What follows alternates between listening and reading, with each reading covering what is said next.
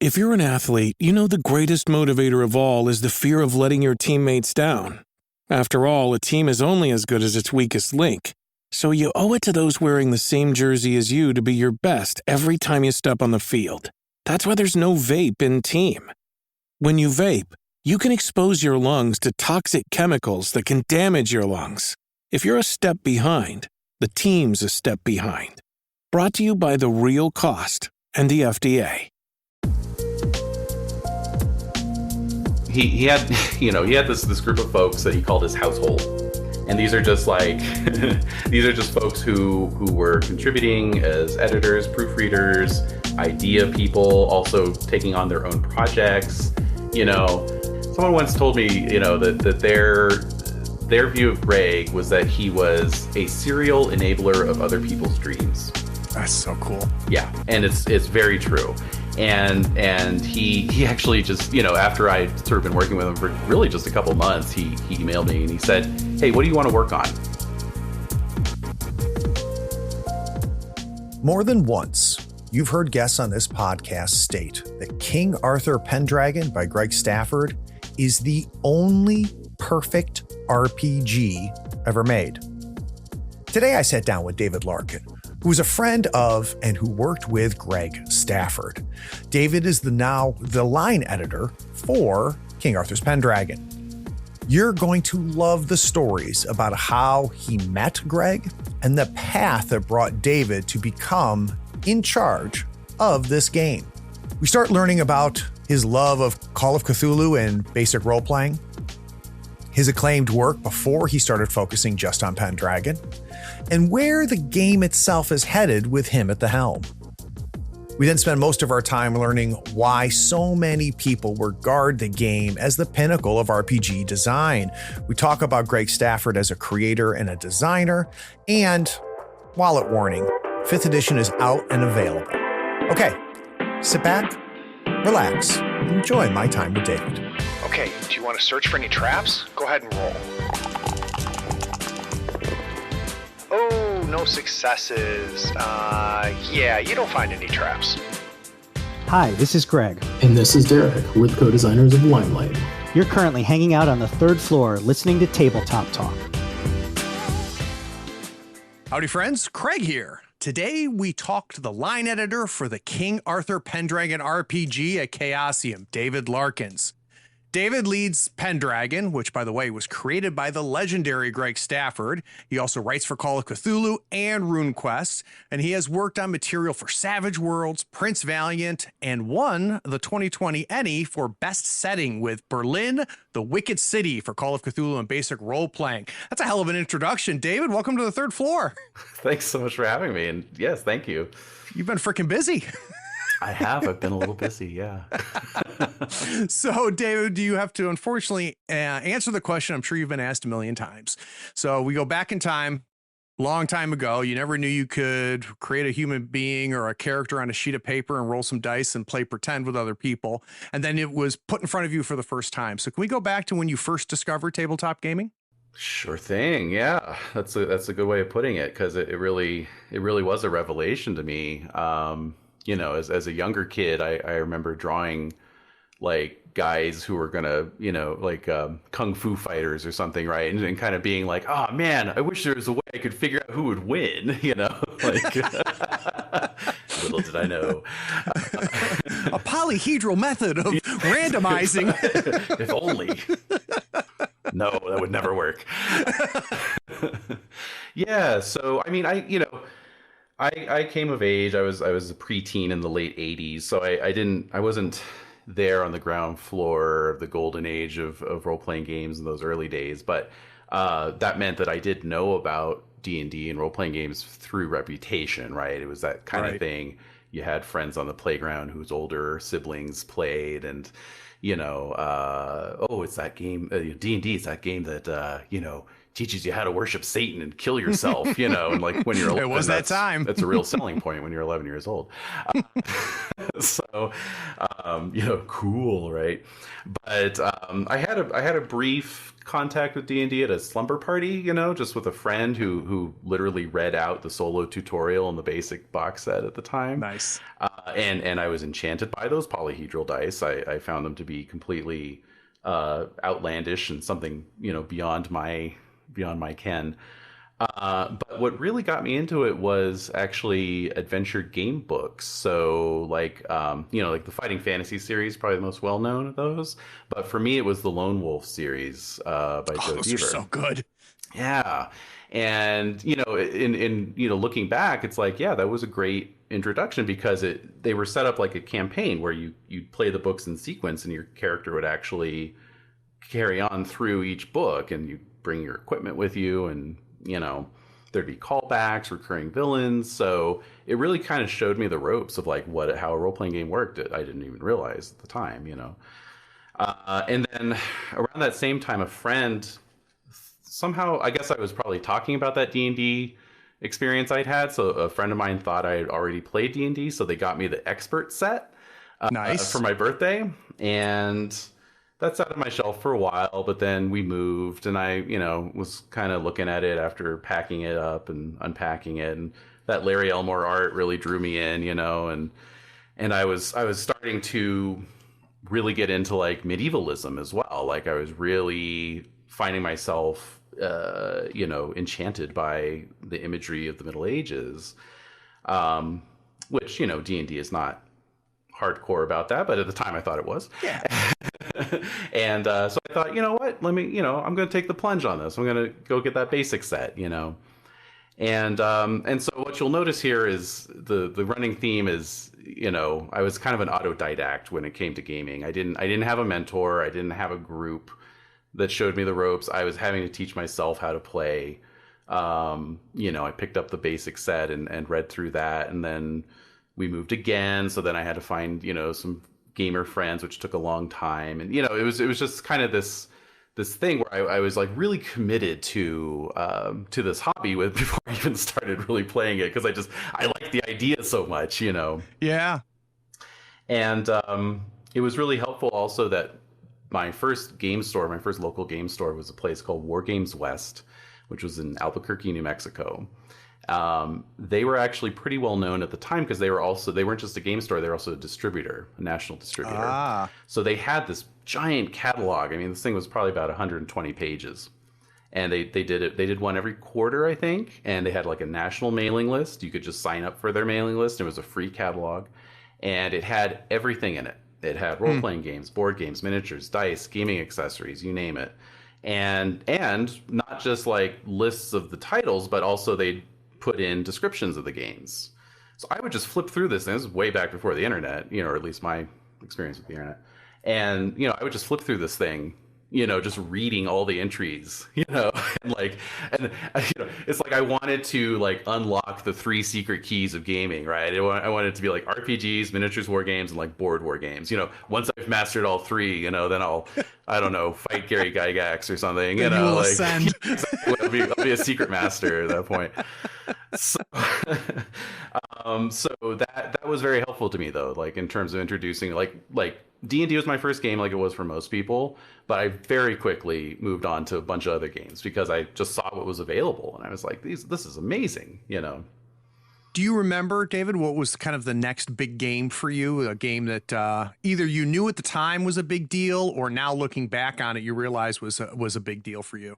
That was one of the helpful things also about the War Games West catalog was that sometimes the staff would put in little editorial remarks, so like Call of Cthulhu was one, Cyberpunk 2020, they really pitched that one. But the second, this kind of speaks to where my mind was at. I went from the D&D basic set to the second role-playing game I ever bought at like a B. Dalton at the mall was GURPS. Nice. Because I was like, I read the back cover and I'm like, oh, I can run anything with this game? Oh, I'm into that, So, yeah. Nobody just buys GURPS. That's the big lie. That's the Steve Jackson lie, which is all you need is GURPS and you could just run anything. And then they put out source book after source book. Oh, yeah, that was the thing. In my naivete, I kind of thought, oh, all I need, this is the Rosetta Stone, and then I can buy anything else. So I actually bought the Robin Hood Giant Outlaw campaign from Iron Crown Enterprises that had just come out. This was right after Robin Hood Prince of Thieves came out, so I was all into that. And I just thought I could kind of set the two books next to each other and somehow magically a campaign would present itself to me. Yep. That's funny. I still have that Robin Hood book though. One day I'll run it. So, David, when I do these origin stories, what often happens, or what I often hear, is taking a break, right? That at some point you kind of put the books away, you put the miniatures down, and you take a couple years off, and then you come back to it. Did that happen to you, or were you just continuously involved in the hobby? I've been pretty much continuously involved in the hobby. There were a couple years there, like after college, where just life got in the way. Like things were just too hectic to really game. But even then, I was still buying books. I was still like going on websites and whatnot. So I've been gaming pretty much continuously since 1992. That's pretty awesome. So now, what also happens with people that I have on the show, and it's not a coincidence because of who I have on the show, is at some point you go more than just gaming, right? More than just around the table with friends. You start producing content, right? Whether it be blog posts or writing reviews or, creating adventures that are going to extend beyond the table. When did that happen for you? And do you have a sense of what drove you to want to do more than just play? That was actually a little late in coming for me. For a long time, I was actually pretty pedantic when it came to my gaming. Like, I kind of felt like, oh, the stuff that's in the book is like, that's there for a reason. And it's not really for me to change that around or, mess with that.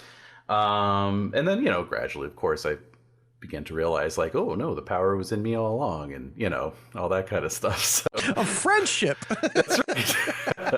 It's the friends we made along the way. My first venture into that probably was in a serious way was in 2008. Although prior to that, like I would read the game reviews in Dragon Magazine and be like, game reviewer, that sounds like an interesting job, not really realizing like you can't build a career off reviewing games. It does not pay well, sir. Oh, this is not Siskel and Ebert situation here, so I in 2008 though, I just gotten to this point where I was having trouble sort of sorting out all the ideas I had in my head for just wanting to talk about games. And I had my friends and gaming group and stuff, but that wasn't really enough. And so my wife said, well, why don't you just start a blog and like just kind of put your stuff out there? And I did it like completely without any intention of anybody reading it. Like I just kind of figured like this is just going to be kind of a journal kind of deal where I can just spew out some thoughts and maybe I'll get a comment from time to time, But I think just because it happened to be, it was in the spring of 2008, so that was right after Gary Gygax died and the 4th edition D&D was coming out, so that was like pretty much the impetus for the OSR movement to start up. And there were a lot of people hopping on blogs at that point, and people just found my blog pretty fast. Like within the first couple of posts, I was suddenly getting comments and link backs and stuff, and it was like, whoa, okay. Like that really kind of opened my eyes like, oh, there's this like sort of larger community online that I can interact with, I've never been much of a forum guy. Like when I would post on forums, it wouldn't get a lot of engagement, but for whatever reason, like blogging just really, people resonated with that. So I'd be curious, David. I mean, you may not have understood what was driving, people to your blog at the time, but we're several years past that now. Do you have a sense of looking back on it? What was it about your voice that resonated with people?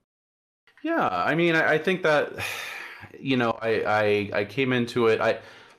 I've been doing freelance writing, not gaming related, but just, as a side gig of working on like reference books and textbooks and that kind of thing. So I definitely sharpened my writing skills, in the years prior to starting up that blog. And I think I just had a lot to say, and, I wasn't, there was no intention behind it. I didn't have like some kind of strategy of like, oh, this is going to drive engagement, sure. or whatever. People just seemed to resonate with it, which was cool.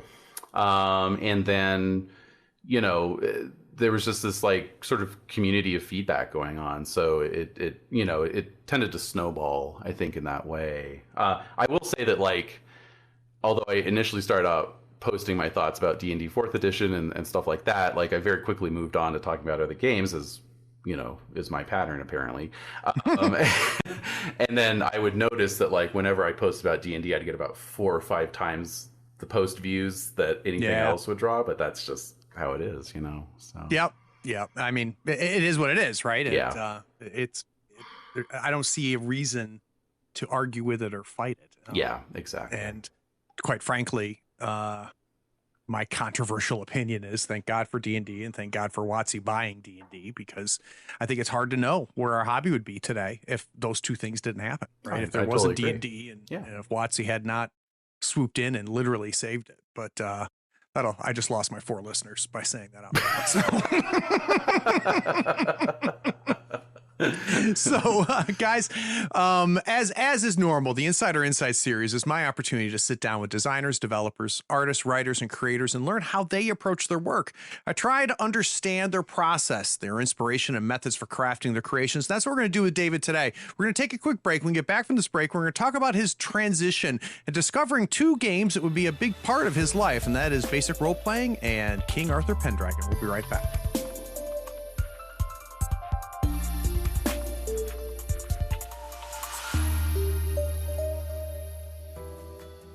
Hey, it's me. I'm interrupting this episode, and I hope you're enjoying it, and I bet you're anxious to hear the rest. But before we jump back, I need a favor. Do you know someone who might enjoy this episode? Can you shoot them a quick message or maybe even send them a link to it? Listeners sharing this podcast was the primary reason we almost doubled our audience last year. Also, would you like to see and hear these games in action? Go to the Third Floor Wars YouTube channel and Twitch stream. Our actual plays combine compelling role-playing, character-driven action, and system tutorials. We create great stories while lifting the hood and showcasing the game mechanics. Links to both are in the show notes. Okay, last thing, and I mean it. Have you rated this podcast on your pod platform yet? Maybe even written a short review? It is a simple way for you to be even more awesome than you already are. Okay, now I'm done. Let's jump back and listen to the rest of this episode.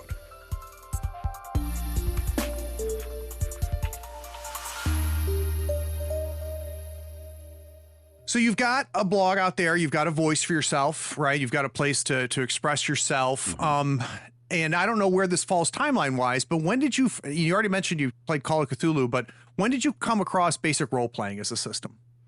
So that was a little late in coming for me because, again, just the vagaries of timing, getting into gaming in the early 90s, was a time for Chaosium when RuneQuest, there was a, sort of a RuneQuest renaissance in the early 90s, but I missed that.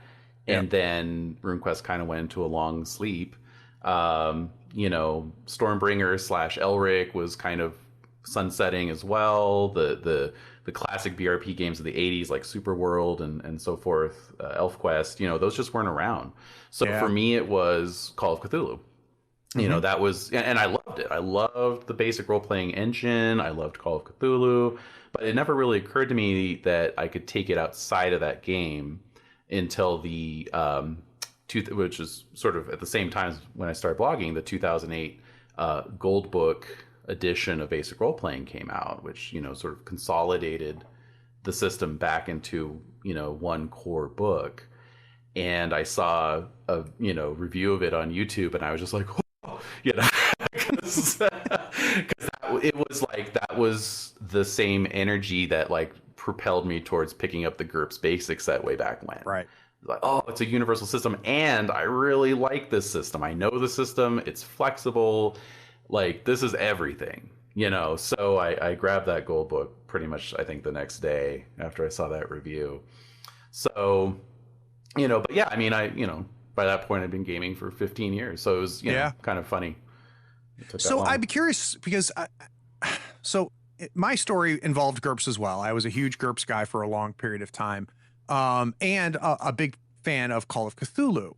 but I never fell into basic role playing, right? So obviously I played it because I was playing Call of Cthulhu. But for you, I'd be interested, what's the difference for you? So why basic role playing versus GURPS, or are they just two sides of the same coin and there's no reason to make a decision between the two? It's just whatever you love more, or does one offer something the other doesn't for you? Yeah, for me, like GURPS, I did really like that system for a long time, and it was mostly a problem with trying to sell it to my group. In terms of like, they would be like, well, why should we play, GURPS Horror? We've got Call of Cthulhu. Why should we play GURPS Fantasy? We've got AD&D, whatever. Mm-hmm. And so I was always kind of trying to sell it, and I didn't play it very often. And then I kind of found that once I did manage to run it, it just wasn't exactly what I wanted. I think I don't have anything against it. I don't think it's a bad system or anything like that. It just there was something to it that, like, especially with the latter day materials, you'd see a stat block for an NPC and it would just be this page long thing. Yeah. Yeah. And what I liked about basic role playing more was the simplicity of it. Like it's much. See, because by this point, this is when I'm getting into discovering that RPGs can be a toolkit, and I can like have fun with that, and I can really get under the hood, so to speak. And you can do that with GURPS, of course. GURPS is all about facilitating that. But for BRP, I just found it to be easier. I didn't have to worry as much about balance, or partly because BRP is just got like balance. What's balance? You're right.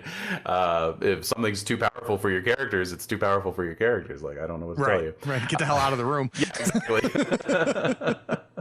So, I think with BRP, what I found was like it felt like there was more freedom there for me to tinker with it.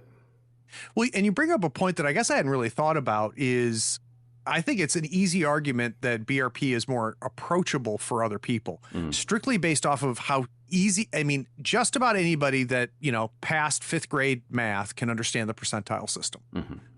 Whereas GURPS takes a little, the 3D18, 3D6 system takes a little bit to kind of get your head around. But I can put Call of Cthulhu in front of somebody and say, this is your stat. You roll under. If your stat's 40, it means you have a 40% chance of succeeding. And like, oh, okay, that makes sense. And they can just go from there. I don't think I'd actually thought about that. The other thing that I have found with BRP is, how do I put this? It's so GURPS, everybody plays their own version of GURPS, right? GURPS can be as simple or as crunchy as you want it to be. It's got all kinds of different phases in there. Whereas I think BRP just has a nice little sweet spot. Like this is the system, and you don't need as many wrenches with BRP.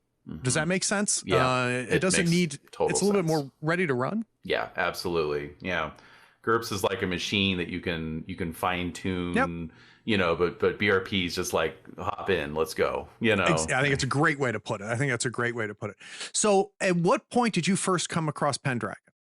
So Pendragon, actually, I did come across back in the 90s. So that was kind of the second Chaosium game that I encountered.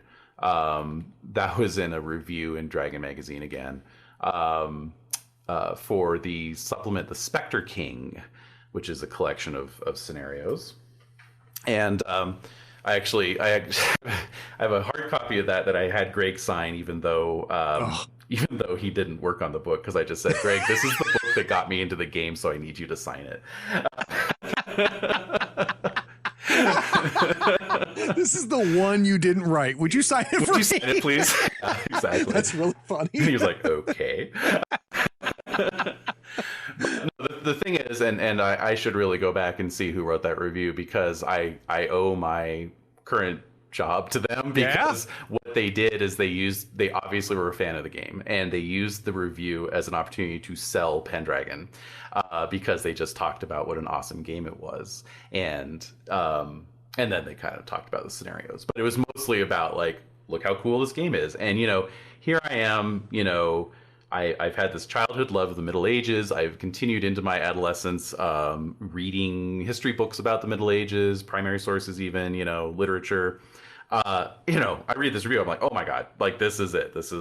I am the target audience for this book, And so at some point after that, I was able to pick up the fourth edition, which is the big kind of like omnibus edition, right? It's like this big trade paperback that collected a bunch of stuff from the previous editions into one tome, essentially, which turned out to be a bit of a tall order for me to absorb, right? Yeah. So it took me a long time to finally read through the book and then think about it and internalize it. And then, it was one of those games you have on your shelf that you think very highly of, but you never actually play, I started running Pendragon in a concerted fashion in 2006. So this was 15 years of me running Pendragon regularly now. So at what point, David, do you connect with Chaosium, right? So you've got this blog. You're obviously a fan of their games. That's established at this point. You have done freelance writing, but it sounds like that's outside of the tabletop industry that was happening. What is the first connect? So when does the conversation start?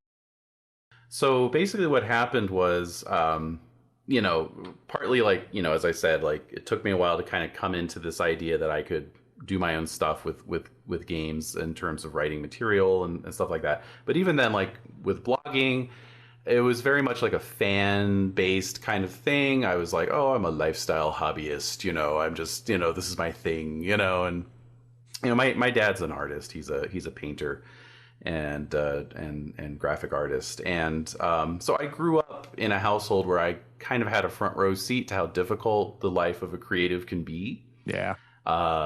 Sometimes it's really good, and other times there's you're dealing with other egos, or you just can't find work, or whatever it may be, or you have to compromise and take jobs you don't want, just to pay the bills.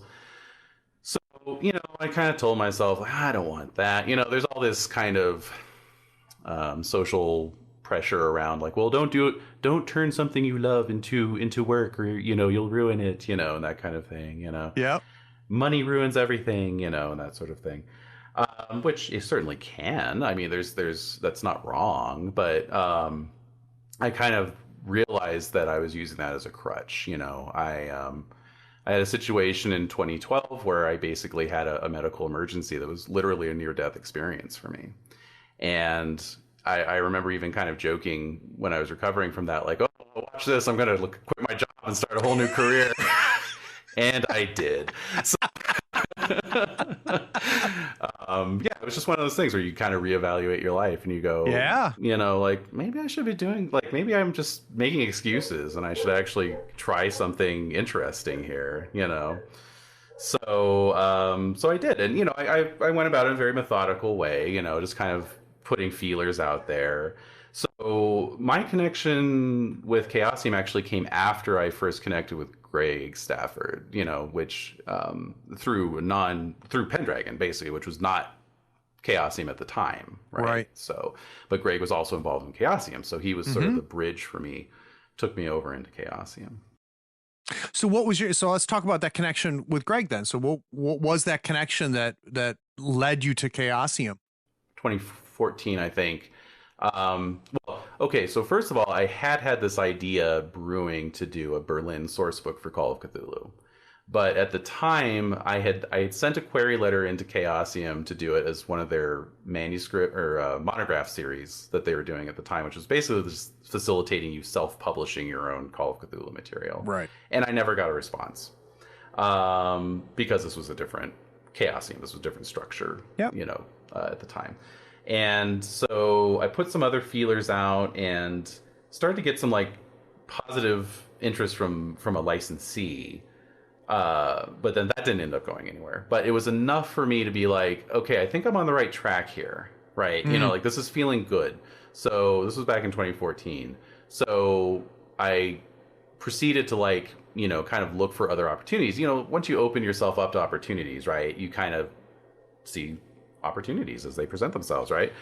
And so there was a thing, there used to be a Pendragon forum, and I was just popping in there one day, and Greg was pretty active on there, and he said, hey, I'm looking for proofreaders for this project I'm working on. I can't pay anything, but if you want, you can just proofread a chapter or two. So I raised my hand. So that was my initial connection with him, working on an Atlas of Pendragon locations, which actually we're hoping to eventually publish, which would be kind of funny since that was the first project I worked on with him. But then also on my blog, I had written up like reports. Basically, I ran a one-on-one campaign with my wife, running her through the Great Pendragon campaign. And so I did session reports, and I really kind of let myself go on those, and like they kind of turned into these very lengthy pseudo narrative write-ups. That's cool. And they had a dedicated following of readers, and turns out that one of the people who was working with Greg at the time had actually gotten into Pendragon through my write-ups. Wow. And then ended up connecting with Greg first, and then just totally randomly I messaged him on the forums because there was like a spreadsheet he'd done. I wanted the spreadsheet, and he's just like, I got to get you in touch with Greg, and I was already a little bit in touch with him, but that really that put me directly in touch with him. So it was again like this kind of serendipity sort of situation going on. So you start talking with Greg and have that connection. And obviously your love of Pendragon and what you produced for the game helps facilitate that. Greg is doing stuff for Chaosium as well. So when does that handshake happen then? So Greg brought me in, like he had this group of folks that he called his household. And these are just like folks who were contributing as editors, proofreaders, idea people, also taking on their own projects. Someone once told me, that their view of Greg was that he was a serial enabler of other people's dreams. That's so cool. Yeah, and it's very true. And he actually just, after I'd sort of been working with him for really just a couple months, he emailed me and he said, hey, what do you want to work on? Jesus. Yeah. I can just now I've got this picture of you getting that email and just staring at the screen and going, what? Yeah, exactly. Whatever you want me to. I'll wash your car. I will sleep on your floor. So what was your answer? So there were a couple projects that were sort of like had been moved to the back burner, and one of them was a spin-off game of Pendragon that is set in feudal Japan. And I said, well, that sounds pretty cool. I'd like to take a crack at that.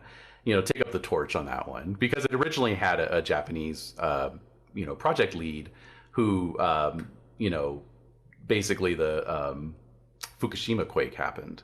And it derailed, he lived in the north of Japan, so it really kind of derailed things for him. And the funny thing is that Greg didn't show me any of that guy's notes initially. He just kind of said, go forth and come up with your own ideas. And then when I later saw the notes, it was almost identical to his pitch, so yeah. So I kind of, that was in 2015. I sort of took up that project as sort of a journeyman piece, just to show him what I could do. And that will be coming out eventually too. So there's much that has never been released by David Larkins. Yeah, exactly. A lot of things in the pipeline. Well, so David, when all of this is happening, how are you feeding yourself? So had you switched, pulled the trigger at this point, or?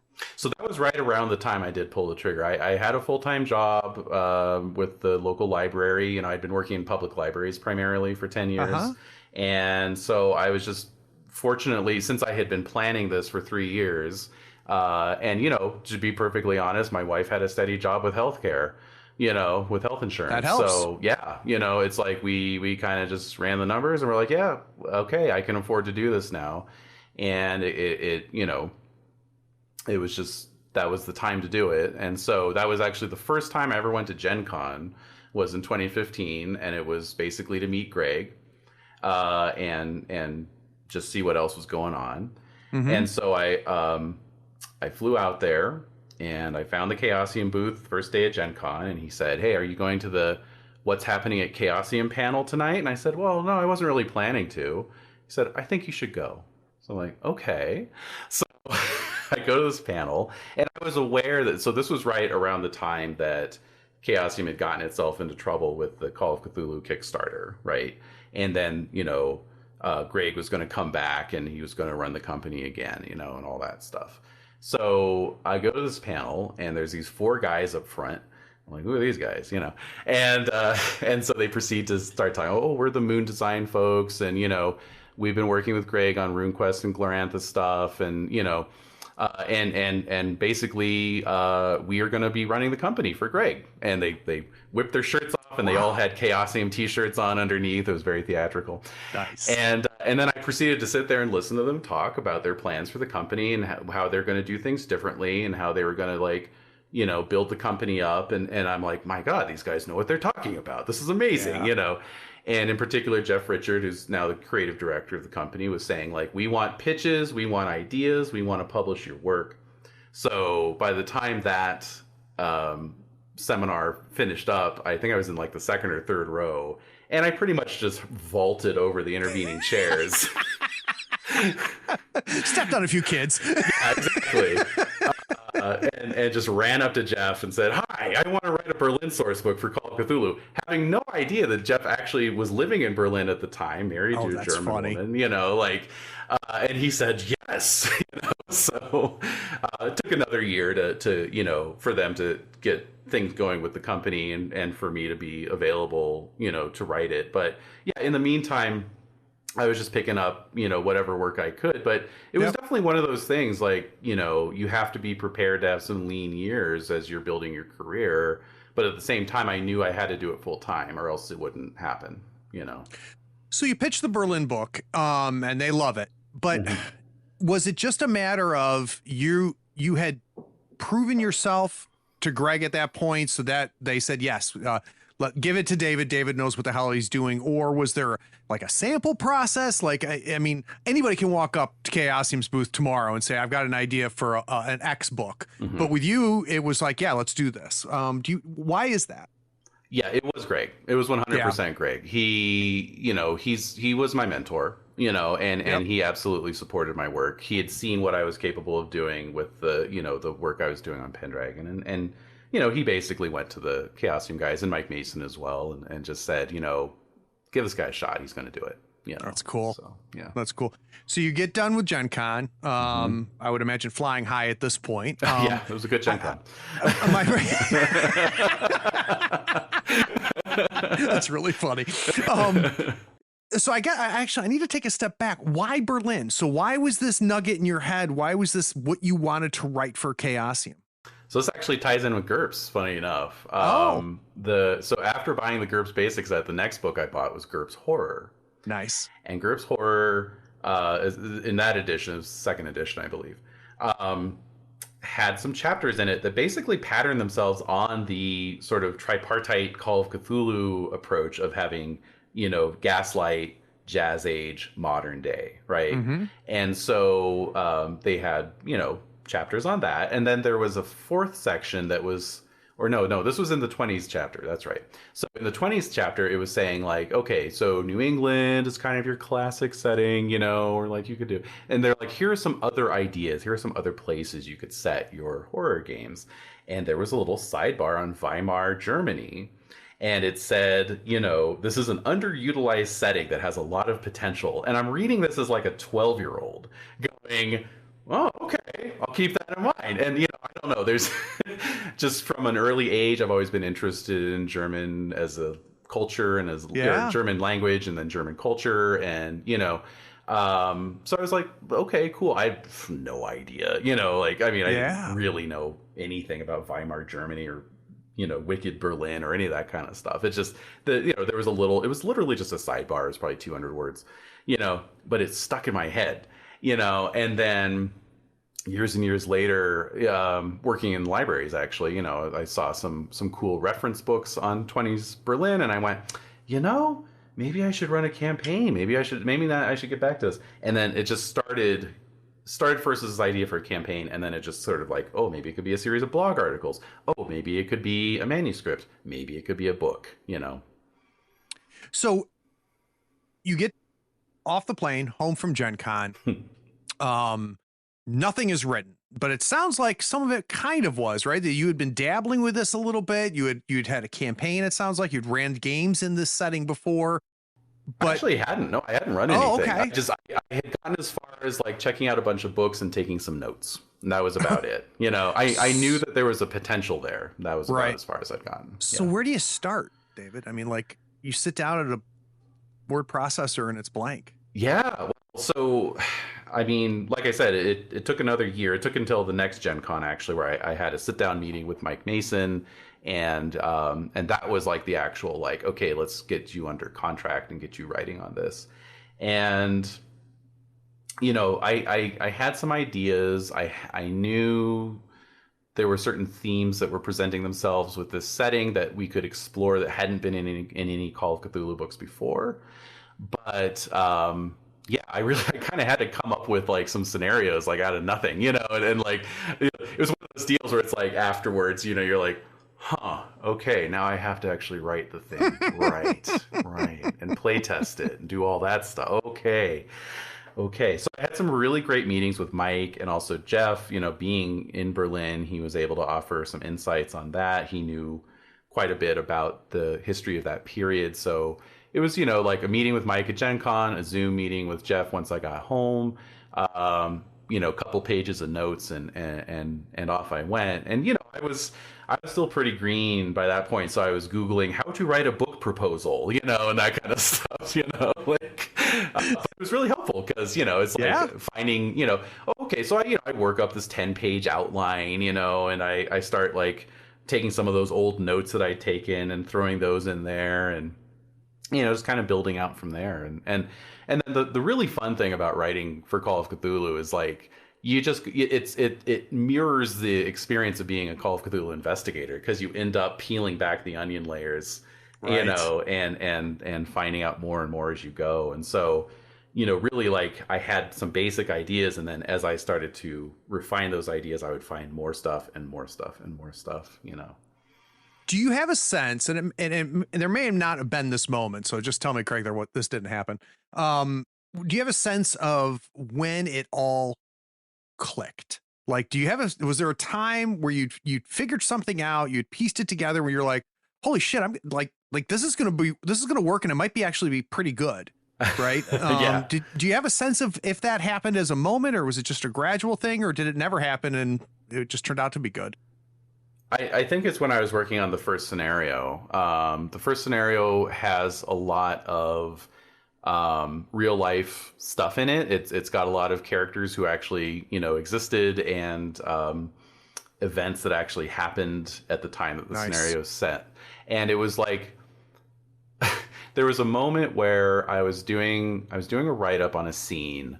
Try to avoid spoilers, but there's a scene where the investigators have to go to an apartment complex that a serial killer used to live at, and I found a graduate level paper online where somebody had actually done a write up on the residents of that apartment building. My God, who were living there at the time, and I was just like, everything is just presenting itself to me at this point, you know, like, you know, because from there I was able to like, you know, sort of combine some of them and, you know, fictionalize them enough, but, you know, turn them into some NPCs that the investigators could then talk to, you know. So it was just like, yeah, things were like really clicking. I remember actually having a conversation about that where I was just like, it was one of those things where it's like, I was having trouble sleeping because it was so coming so thick and fast, you know, and it's just my brain was just on fire, you know, so I was just like, great. This is happening. Yeah. Oh, that's cool.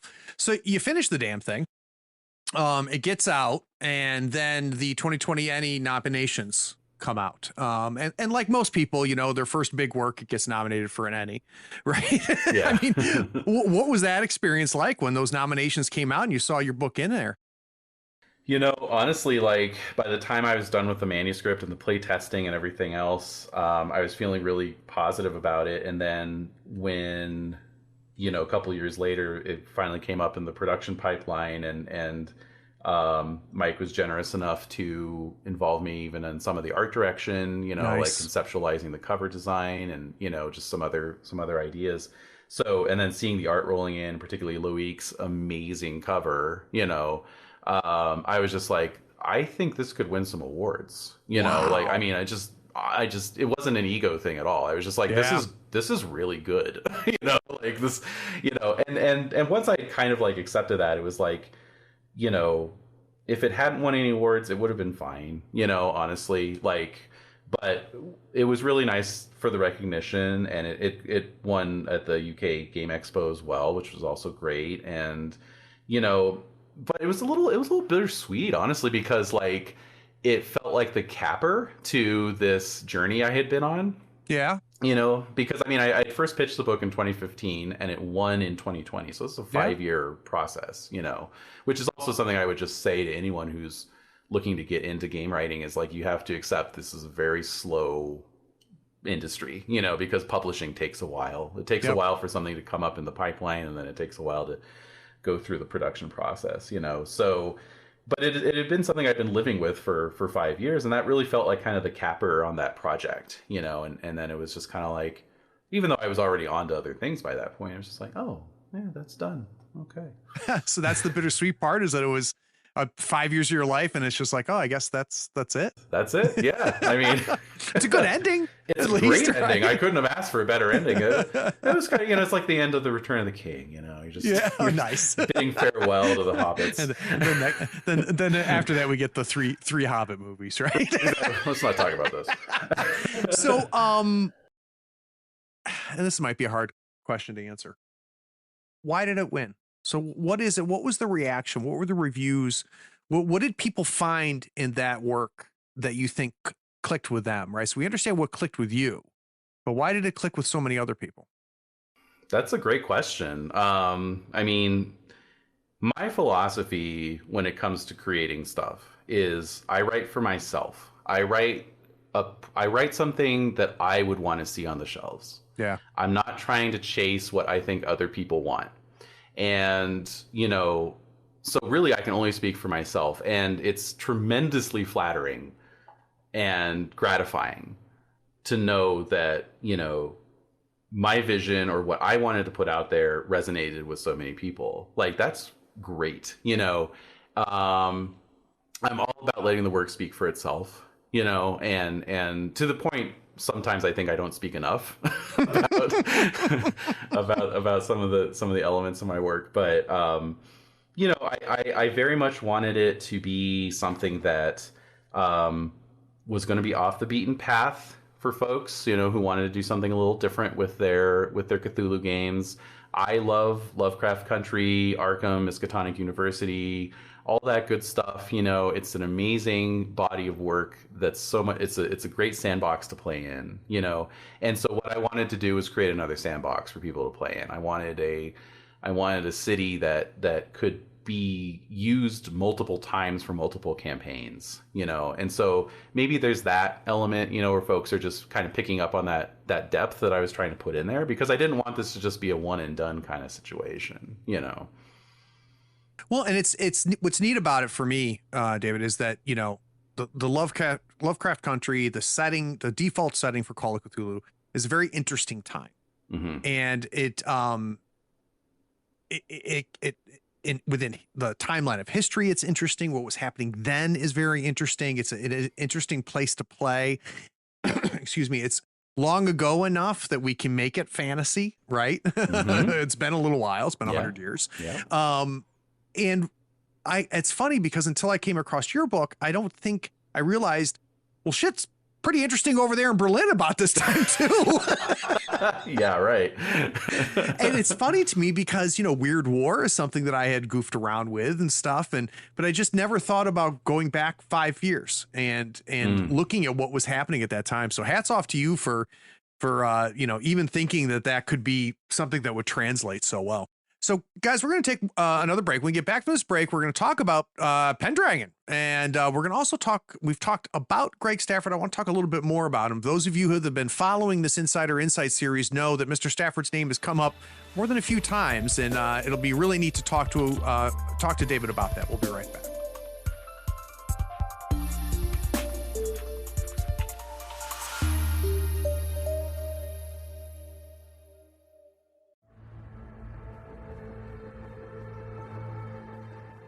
You like science fiction, right?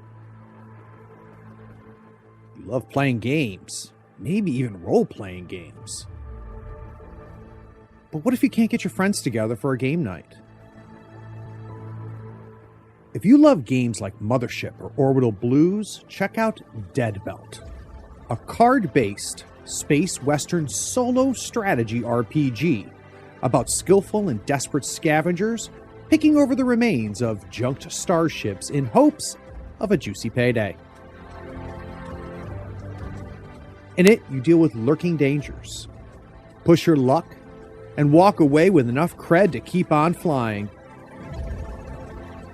Of course, you might get eaten by lurking aliens, or run afoul of rival scavengers, or face the murderous ghosts of long-dead spacers. No one said life in the Dead Belt was going to be easy. For more information on this and all of Sean and Abby Drake's games, swing over to acoupleofdrakes.com. The link's in the show notes.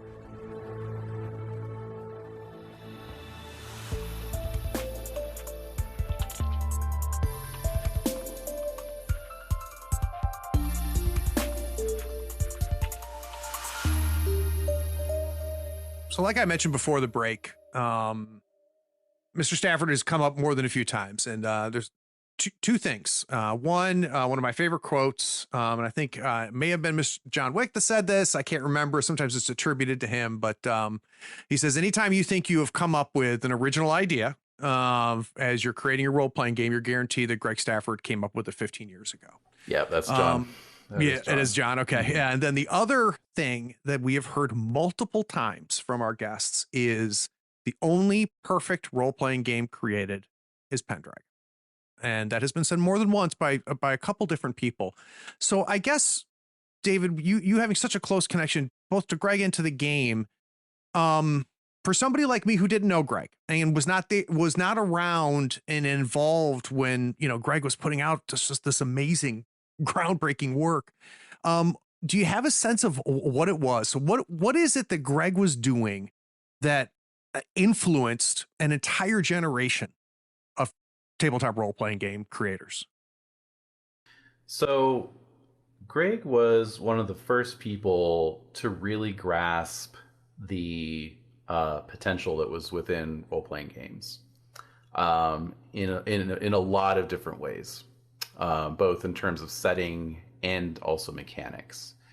And so what he was able to do with Pendragon was something that really didn't become more common in RPG game design until literally 20 years later. He anticipated story gaming by decades. Pendragon does what a lot of story games, a lot of indie games do nowadays, and a lot of mainstream games do as well, which is design the mechanics around the experience that the game is trying to deliver at the table, which seems like a no-brainer when you say it out loud like that, but that really wasn't the case at the time, And the thing that, as much as I was into medieval history and Excalibur was one of my favorite movies and all this other stuff, when I started running Pendragon, I didn't know a whole lot about the Arthurian canon. And I like to say that just on record as much as possible, because I want people to understand that you don't have to be an Arthurian expert to run Pendragon, right? It's like, look at me, I ended up as the line editor of the game, The game itself does a lot of that heavy lifting for you. Interesting. You start playing Pendragon and you don't even have to know a whole lot about the tropes of Arthurian literature, because your characters are going to tell you what those tropes are through playing. Can we give an example? Oh, go ahead. Absolutely. I mean, you're going to end up with, these experiences of tragic love affairs and unbridled passions of both love and hate, and unrequited romance, and that's just on the social side of things, right? And then you're also going to have the epic fights, the epic battles that you're going to remember for the rest of your life, and also the epic deaths that you're going to remember for the rest of your life. it really is just absolutely remarkable. I've seen it happen any number of times at my table. Somebody, kind of starting out on a particular arc with their character and watching it take these unexpected turns of, triumph or tragedy and just sort of almost channeling these characters, like in a way that surprises everyone at the table, it really delivers so consistently, which is, why people say it's the perfect role-playing game.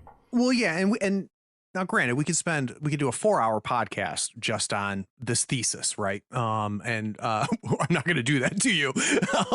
But can you, for somebody who's never played Pendragon, can we pick out a great example of where Greg designed something mechanically that then supports the story, that then it is specifically designed to tell a specific type of story? Absolutely. The core mechanic, or the core system in Pendragon, is the traits and passions mechanic. So your traits, Pendragon characters do not have an IQ or intelligence attribute. Rather, they have. I like to say the traits and passions are a description of their sort of mental and emotional landscape, right? So the traits are, a set of paired qualitative descriptors that are then given numerical assignments. So you might be, energetic 14, lazy 6. They're diametrically opposed. They always add up to 20. And these are your oracles in the game. So if you're wondering, is my character going to be one of the first people up in the morning? I'm going to roll energetic. Oh, I failed energetic. Let me roll lazy. Oh, critical success on that. I'm sleeping in. And then you get a check to lazy, and then in the winter phase, maybe your lazy goes up by a point. So now you're a little lazier than you were before, So as you play over time, your characters kind of grow in that way. Also, the GM, if you're just playing your character as lazy, the GM may say, check you're lazy, and, you don't even roll for it, right? And then, of course, there are like tests in the game, right? Because that's very Arthurian, right? Do you have the sort of, moral or ethical or spiritual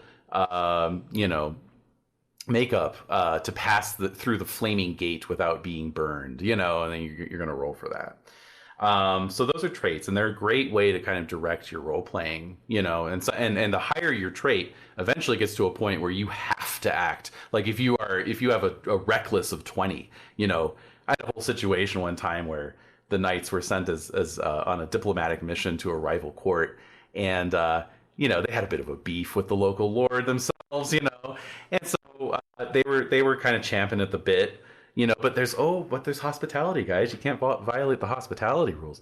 And I said, okay, well, and someone's like, oh, but I really want to attack that guy. I said, all right, well, why don't you roll reckless then? Let's see if you can hold back. And they critically succeeded on their reckless, and ended up chopping off the guy's arm, and like that just became kind of a thing, which then leads into passions, because passions are basically, as the name implies, something your character feels very deeply about, and it's love of your family, it's homage to your lord, it's your own sense of hospitality and your honor as a knight, and it can also be things like love of a specific person or hate of a specific person. So for example, the knight who got his arm chopped off, he survived, and he generated a hate passion towards the player knight in question, so that later on when they meet, the player knight with the hate passion is gonna act on that most likely, So and the really fun thing about the passion mechanic is that if you fumble the roll on your passion, you go mad. And This is something that happens in Arthurian literature all the time. Lancelot's always running off into the woods because Guinevere's rejected him or humiliated him in public or whatever, and or various other knights, just kind of going missing for a time because they're out of their minds with grief or with just general ardor of their passion, and so it just drives these experiences, and then you can use your passions also to boost your skills. So you can become impassioned and then just really start, wrecking the place, basically. So what it sounds to me like, David, and tell me if I'm capturing this right, it sounds like that the game just spreads kindling all over the place. Kindling for the player, kindling for the GM, kindling for the other players playing with you, and then it's just a matter of, who's going to throw the match, right? And it's very interesting, and the idea that instead of imposing a story, but allowing the dice to be a part of that, and I love that idea of, roll your lazy and let's see what happens. And I want to chop off the arm. Well, let's roll and see what happens. And then leading to stories. That's absolutely fascinating. Absolutely fascinating. And I think it's huge, your point about you don't have to have a doctorate in Arthurian literature in order to enjoy this. And it sounds like that mechanically, Greg has made it easier. Oh, yeah, 100%. I mean, Pendragon itself is actually a wonderful teaching tool. It's one of Greg's greatest legacies, actually, is not just the game design itself, but the fact that he synthesized all these disparate threads of Arthurian legend into one cohesive narrative. Le Morte d'Arthur is the basis of the game's setting and timeline, but he's bringing in stuff from medieval romances. He's bringing in stuff from actual 6th century Britain. He's even bringing in, T.H. White, Mists of Avalon, all these, 19th century Victorian Arthuriana. It's all in there. And it all makes sense. It's not just a hodgepodge, everything plays off of everything else. It's really quite an amazing achievement, honestly. So I'm getting a sense you like the game, David. I'm starting to pick that up a little bit. Partial to it, yeah. When is it put in front of you as a possibility to be a line editor for it, or did you chase it down? So after I'd written the Berlin book and I was doing more Pendragon work, and I would see Greg every year at Gen Con, and we'd be in touch via email in between and phone calls from time to time, I started to get this idea, like, maybe I could be working on Pendragon like a lot more, and so I think it was, let me see here, let me get the timeline straight. So Gen Con 2017, I was just chatting with Greg, and he again would ask me his periodic question, which is, where do you see yourself going? Like, what do you want to be working on? And I said, well, I'd like to work on Pendragon like a lot more, actually, and he said, okay, well, he said, we'll see, we'll see what we can do. And that was basically it. And I think even at the time, I thought, oh, did I say too much? Did I overstep? You fool! Yeah, exactly. Yeah. Too presumptuous, So then fast forward to June of 2018. I remember this very well. I was up late. I'm a bit of a night owl when it comes to working on stuff. It's a good time to write. And it's about midnight. My phone starts ringing, and I look at it and it says Greg Stafford, and I'm like, oh, that can't be. Greg wouldn't be calling me at midnight. That's what the hell. So I just let it go to voicemail because I just assumed he just realized he'd called the wrong number or whatever. It was a butt dial. Yeah. I don't know. Yeah. But then I see a little voicemail flag pop up. So I listened to it. And he's like, hey, I just wanted to talk to you about something. Call me back in the morning if you're asleep. So I called him right back. And he said, I thought you'd be up. And I was like, yep. He's like, I've seen your emails from 2 a.m. I'm like, yep. So then he said, look, I'm getting to a point where I'm getting ready to retire, and I want to make sure my work lives on, after my retirement. And so he said, would you be interested in running the game for me once I've retired, and we can just do a little gradual handoff where I mentor you on how to do that. And of course, the whole time he's saying this, I'm like on the floor, just absolutely gobsmacked, I can't imagine. I mean, you telling me this story, David, gets me a little emotional. I mean, like, that's a really big deal. And I can't even imagine how that must have landed.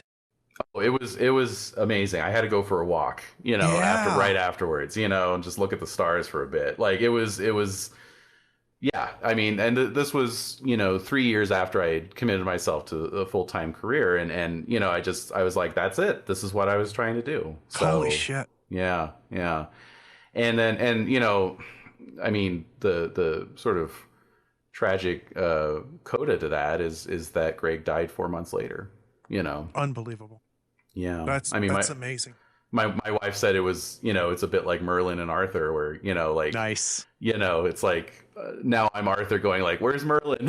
Yeah. But, I mean, honestly, I'd had enough years working with Greg, and he left so much material, and he was already planning to hand it off. I think that's also something that helped, is that he was already in that process of getting ready to hand it off. So, and then Chaosium picked up Pendragon at the end of that year. So that's when I came on full time with Chaosium. That's incredible. That is incredible. So now I'm going to ask another odd question. What the hell does a line editor do? Yeah, I know, right? I always have to explain that, right? So a line editor is in charge of the game line. That's the line part of the line editor. So it's my responsibility to sort of guide the development of the game. For instance, somebody has a pitch, Mike Mason's the line editor of Call of Cthulhu. So when I wanted to write the Berlin source book, he's the guy I ended up, getting the contract with, talking about it, So there's a lot of delegating involved, creating a production schedule, what's going to be coming out and when, to the best of my, abilities to influence that. There's a lot of things that are outside of our hands too, of course, Sure. But, just kind of penciling in. And then, content, like what is in these products, and then so that involves actual editing, that involves some writing, that involves, sometimes I'm writing the whole thing, sometimes I'm just tweaking the text or adding a section or a chapter or what have you. So it's one of those jobs where you have to wear a lot of different hats. I've had a crash course on art direction because I ended up art directing the starter set that will be coming out for the new edition, and then we're bringing on a separate art director because it really is a full-time job. But it was great to have that experience because it helped me to define the visual aesthetic of the new edition, right? So now I can point our art director to the art that we've commissioned for the starter set and say, more like this, please, So we have a sense, and you've done a great job, David, of really explaining kind of the long story that happens, right? Takes a while, and you know who else did a great job with this? Lynn Hardy. We had Lynn Hardy on, and Lynn was talking about the Children of Fear and just the long journey that book took before it finally came out. And you said it as well. I'm trying to think of how to phrase this. When will I start seeing David's fingerprints?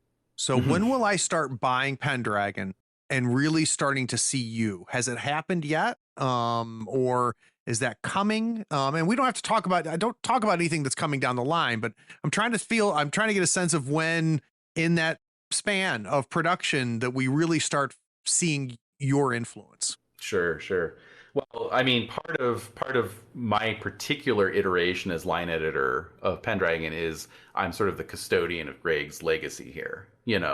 I literally have boxes of his paper archives in my office right now, 3 feet away from me. Eventually I hope those will go to a library or an archive collection of some place. But, I got those after he passed. I scanned them in. They've been digitized, and these are things going all the way back to playtest sessions from 1983, so, but in terms of my fingerprints, obviously I have my preferences, I have my biases, and for instance, one of the things that we're going to see with the new edition is more refocusing the game on the era of King Arthur, because right now the way that 5th edition was set up, most people's Pendragon games actually happen during the reign of King Uther.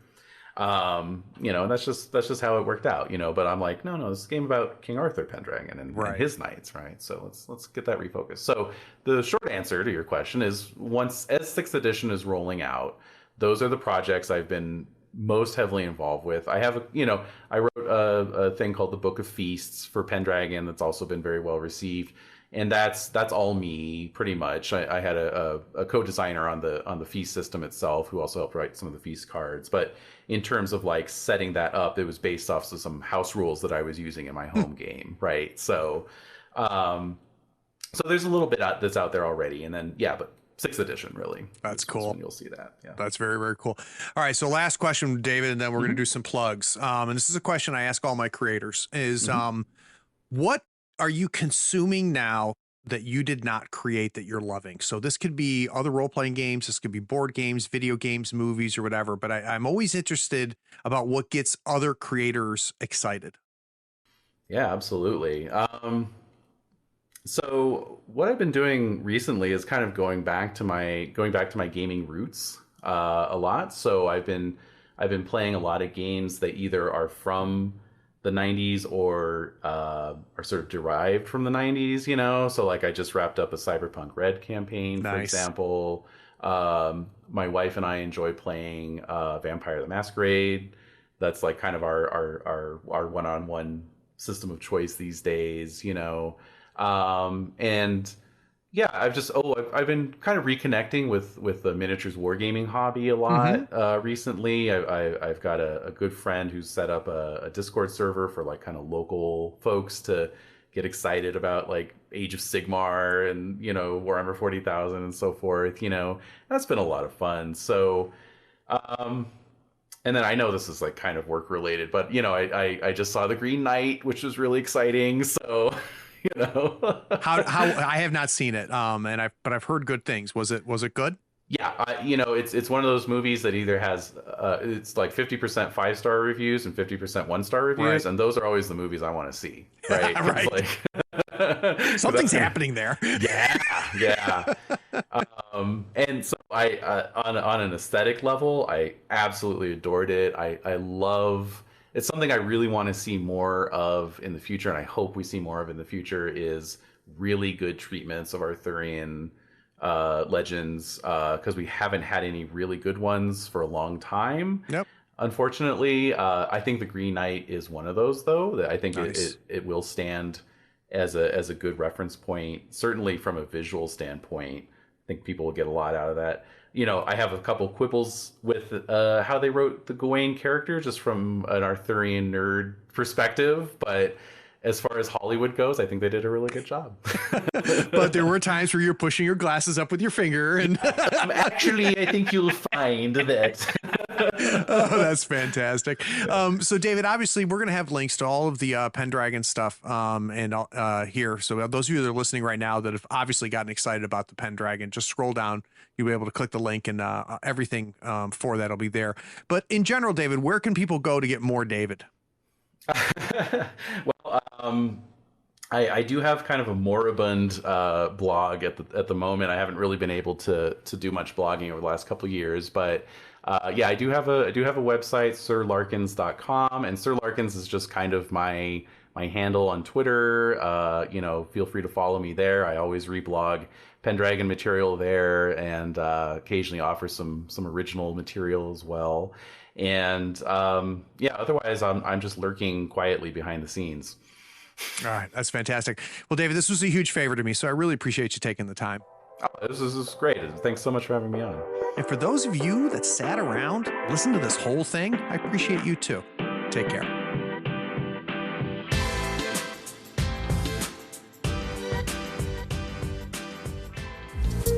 We hope you enjoyed this episode. Subscribe to Tabletop Talk and share it with your friends. Check out our content on YouTube and Twitch. Follow us on Twitter and Facebook, and stay updated on everything coming from Third Floor. All the links are in the show notes. Take care, floorheads.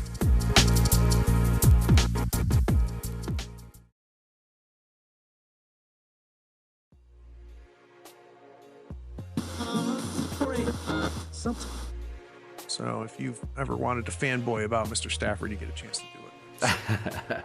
Thing. Hands down, the most common name that comes up as I talk to creators. Hands down. Yeah. And what's interesting for me is I took a 20-year break from role-playing. Okay. So the Pendragon, Greg, all of that was happening when I was not involved. And the part of the reason I'm doing this Insight series on my podcast is it's like an archaeological dig for me to go back and find out what happened over these 20 years. So like super excited to get into this. So that's awesome. Yeah, I appreciate you doing it. Of course. All right, I'll bring us back.